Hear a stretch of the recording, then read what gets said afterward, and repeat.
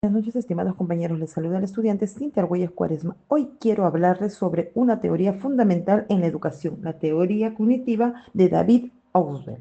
¿Alguna vez han notado que aprendemos mejor cuando algo tiene sentido para nosotros? Por ejemplo, si alguien nos explica cómo funciona la energía solar usando nuestra experiencia de sentir el calor del sol, es más fácil entenderlo que si solo memorizamos definiciones.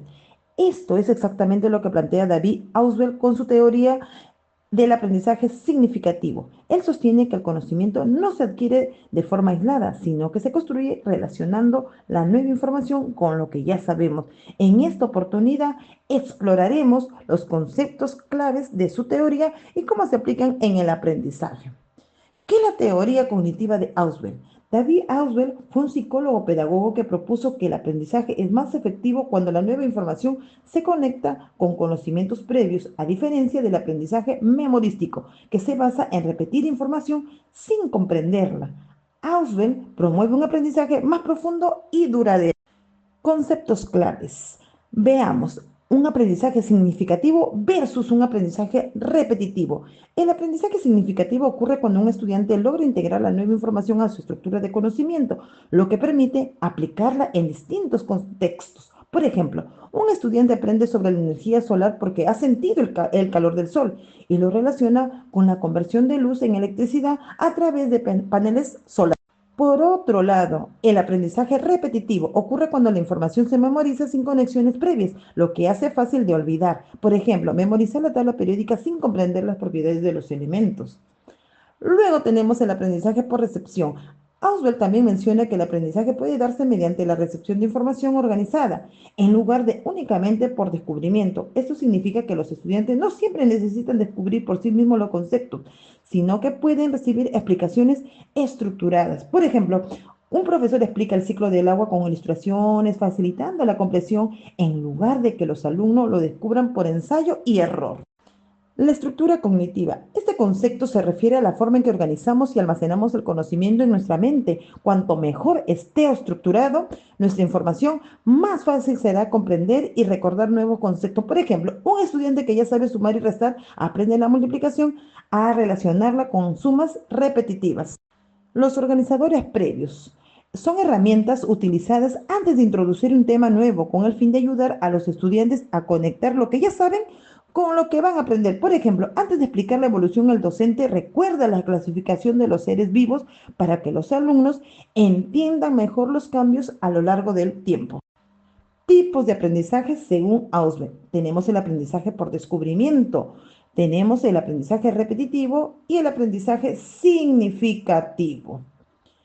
En resumen, la teoría de Ausubel nos enseña que aprender no es solo memorizar, sino conectar la nueva información con lo que ya sabemos. Para lograr, los docentes pueden utilizar estrategias como organizadores previos y aplicaciones estructuradas que fomenten el aprendizaje significativo. Si aplicamos estos principios en el aula, lograremos que los estudiantes no solo recuerden la información, sino que la comprendan y la usen en su vida diaria. Muchas gracias por su atención. Buenas noches, les saluda el estudiante Cintia Argüelles Cuaresma. Hoy les hablaré sobre la teoría del desarrollo cognitivo de Jean Piaget, una de las más importantes en la psicología y educación. Piaget fue un psicólogo suizo que estudió cómo los niños adquirieron conocimientos y cómo éste evoluciona a lo largo de su crecimiento. Su teoría es clave para entender cómo aprenden los niños y cómo podemos mejorar la enseñanza. ¿Qué es la teoría cognitiva de Piaget? Piaget propuso que los niños no aprendan de manera pasiva, sino que construyan activamente su conocimiento a través de las interacciones con su entorno. Según él, el desarrollo cognitivo ocurre en etapas donde cada persona representa un avance en la forma de pensar y entender el mundo. Las etapas del desarrollo cognitivo. Piaget identificó 4 etapas principales del desarrollo cognitivo. Primera etapa, sensoriomotora, de 0 a 2 años. Los bebés aprenden a través de los sentidos y el movimiento. Desarrollan permanencia del objeto, es decir, comprenden que un objeto sigue existiendo aunque no lo vean. Por ejemplo, si un bebé juega con un juguete, pero si lo escondemos, al principio piensa que desapareció. Luego con el tiempo aprenderá a buscarlo. Segunda etapa, preoperacional, de 2 a 7 años. Surge el pensamiento simbólico. Los niños comienzan a usar palabras e imágenes para representar cosas. Son egocéntricos, es decir, les cuesta ver las cosas desde el punto de vista de los demás. Por ejemplo, un niño juega con una caja y la imaginación lo imagina como un carro o una casa. Tercera etapa, etapa de las operaciones concretas de 7 a 11 años. Aparece el pensamiento lógico aplicando a situaciones concretas. Comprende principios como la conservación, el volumen o la cantidad de un objeto. Sigue siendo el mismo, aunque cambie su forma. Por ejemplo, si mostramos dos vasos con la misma cantidad de agua y vertemos el agua de uno en un vaso más alto y delgado, él de esta etapa sabrá que sigue siendo la misma cantidad de agua. Cuarta etapa, operaciones formales. 11 años en adelante se desarrolla el pensamiento abstracto y la capacidad de razonar sobre hipótesis. Los adolescentes pueden analizar problemas complejos y pensar en soluciones sin necesidad de experimentarlas directamente. Por ejemplo, un adolescente puede reflexionar sobre temas como la justicia, la política o el futuro sin necesidad de una experiencia directa. Entonces, la teoría de Piaget es fundamental para los docentes porque permite adaptar la enseñanza a la etapa de desarrollo de los estudiantes. Por ejemplo, en la etapa preescolar el aprendizaje debe ser lúdico e interactivo. En la primaria se debe incluir actividades prácticas y concretas. En la secundaria es importante fomentar el pensamiento crítico y la resolución de los problemas abstractos. Podemos decir para concluir, que la teoría de Jean Piaget nos ayuda a comprender cómo los niños construyen su conocimiento y cómo podemos mejorar su aprendizaje. Sus etapas del desarrollo cognitivo nos muestran que el pensamiento evoluciona con la edad y la experiencia. Como educadores o padres, debemos respetar estos procesos para fomentar un aprendizaje adecuado en cada etapa. Muchas gracias por su atención.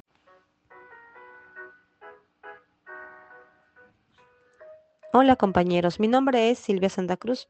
Es una alegría poder compartir con ustedes sobre la teoría cognitiva de Jerome Bruner. Jerome Bruner es un psicólogo, profesor y pedagogo estadounidense que hizo importantes contribuciones a la psicología cognitiva y a las teorías del aprendizaje dentro del campo de la psicología educativa. La teoría del desarrollo cognitivo. El resultado del desarrollo cognitivo es el pensamiento. La mente inteligente crea a partir de la experiencia sistemas genéricos de codificación que permiten ir más allá de los datos a predicciones nuevas y posiblemente fructíferas. Por lo tanto, los niños, a medida que crecen, deben ir adquiriendo una forma de representar tales regularidades recurrentes de su entorno. Para Brunner, los resultados más importantes del aprendizaje incluyen la capacidad de resolver los conceptos o la resolución de problemas, así como la capacidad de crear, idear por sí mismos. Según Brunner, el objetivo de la educación, por tanto, debe ser la creación de aprendices autónomos, entre otras palabras, aprender a aprender. En su investigación sobre el desarrollo cognitivo de los niños, Brunner propuso tres modos de representación: representación enactiva basada en la acción, representación icónica basada en imágenes y representación simbólica basada en el lenguaje. Representación enactiva. Este modo de representación implica codificar información basada en acciones y almacenarla en nuestra memoria. Por ejemplo, en forma de movimiento con memoria muscular, un bebé podría recordar la acción de sacudir un sonajero. El niño representa eventos pasados a través de respuestas motoras, es decir, un bebé sacudirá un sonajero que acaba de ser quitado como si se esperara que los propios movimientos produjeran el sonido acostumbrado. Y esto no solo se limita a los niños. Muchos adultos pueden realizar una variedad de tareas motoras como coser una camisa, operar una cortadora de césped, etc. Representación icónica. Aquí la información se almacena visualmente en forma de imágenes. Es una representación mental para algunas personas. Esto es un proceso consciente mientras que otros afirman que no lo experimentan.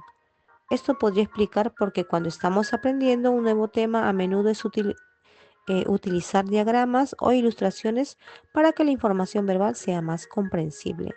Representación simbólica. En este punto la información se almacena en forma de código o símbolo como el idioma. Esta es la forma de representación más adaptable, ya que las acciones y las imágenes tienen una relación fija con aquello que representan. Por ejemplo, el perro es una representación simbólica de una sola clase. En la etapa simbólica, el conocimiento se almacena principalmente como palabras, símbolos matemáticos o en otros sistemas simbólicos. Bueno, por ahora terminamos. Hasta la próxima.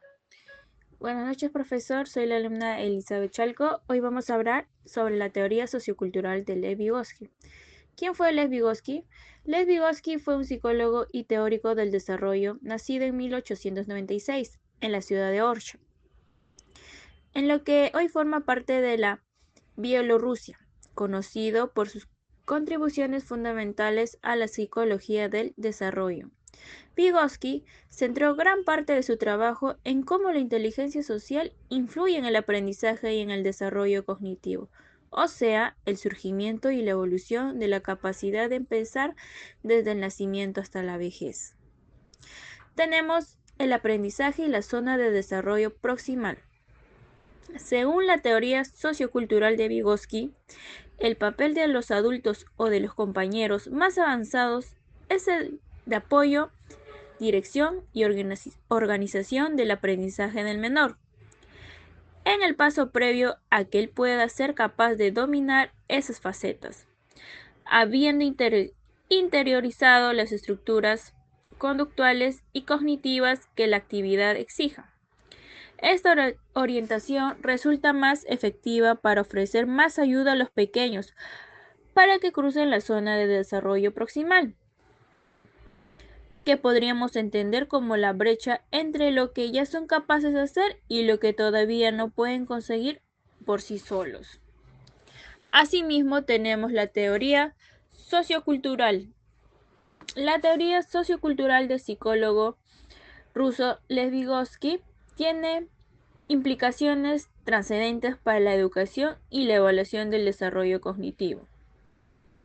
Los test basados en la zona de desarrollo proximal subrayan el potencial del niño, representan una alternativa de incalculable valor a las pruebas establecidas de inteligencia, que suelen poner énfasis a los conocimientos y aprendizajes ya realizados por el niño. Así pues, muchos niños se ven beneficiados gracias a la orientación sociocultural y abierta que desarrolló Vygotsky. Por último, tenemos la metáfora del andamiaje. Bueno, son varios los seguidores de la teoría sociocultural de Vygotsky. Por ejemplo, Gott en 1980 y Brunner y Rose en 1976, que han sacado a la colación la metáfora de los andamios para hacer referencia a estos modos de aprendizajes. El andamiaje consiste en el apoyo temporal de los adultos, maestros, padres, tutores, que proporcionan al pequeño como el objetivo de realizar una tarea que el niño sea capaz de llevarla a cabo sin ayuda externa. Una de las investigadoras que parte de las teorías desarrolladas por Lev Vygotsky, Gail Rose, estudió de forma práctica el proceso de andamiaje en el aprendizaje infantil, instruyendo a niños entre 3 y 5 años. Rose usaba múltiples recursos, solía controlar y ser ella el centro de atención de las lesiones, y empleaba presentaciones lentas y dramatizadas a los alumnos, con el objetivo de evidenciar que la construcción de la tarea era posible. La doctora Rose se convertiría así en la encargada de prever todo lo que iba a ocurrir. Controlaba todas las partes de la tarea en las que trabajaban los críos en un grado de complejidad y magnitud proporcionado a las habilidades previas de cada uno. Asimismo, tenemos la teoría de aprendizaje de Jean Piaget. Bueno, Jean Piaget nació en 1896. Fue un reconocido psicólogo, biólogo y epistemólogo de origen suizo. Pero su importancia va más allá de todo eso, porque este investigador ha dado forma a nuestra manera de entender la mente de los niños y niñas. De hecho, gracias a él, Hoy sabemos que durante la infancia no somos simplemente versiones psicológicamente incompletas de adultos, es decir, seres humanos con carencias. ¿Qué es el enfoque constructivista? Bueno, el enfoque constructivista es su vertiente de corriente pedagógica. Es una manera determinada de entender y explicar formas en las que aprendemos.